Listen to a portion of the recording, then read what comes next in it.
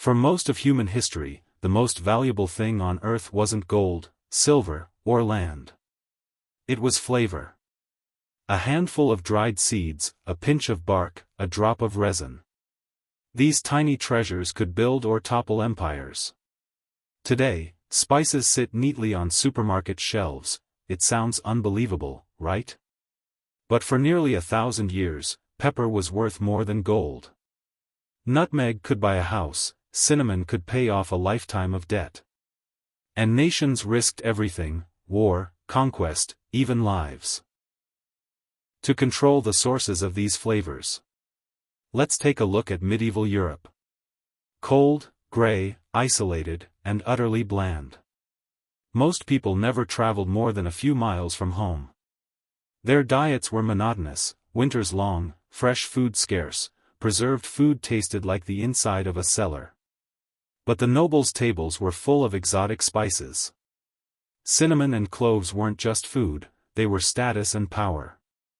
Spices didn't reach Europe easily. From India to Indonesia, from there to Egyptian ports, and then to Venice. At every step, merchants raised prices and guarded their secrets. There were even stories that nutmeg was protected by dragons and that pepper was harvested from forests set on fire. Of course, these were legends, but that was how you maintained a monopoly. Venice grew extremely wealthy by controlling the entry of spices into Europe. But monopolies always create conflict. Europe started looking for new routes. Portugal, the Netherlands, England. Each raced to build their own spice empire. Vasco da Gama sailed around Africa, the Dutch dominated the Banda Islands, the English tried to control India. But the goal was the same: control, profit, and power. This trade wasn't just about food. Spices were money, weapons, prestige. A European market depended on the price of pepper, and the wealth of cities depended on spice warehouses.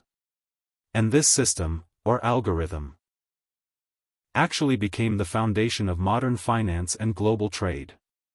The spice chain continued with sugar, tobacco, vanilla, and later, data and technology.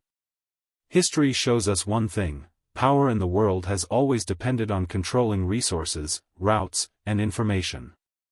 In the Middle Ages, Venice controlled the seas, the Dutch controlled islands, and the English dominated India.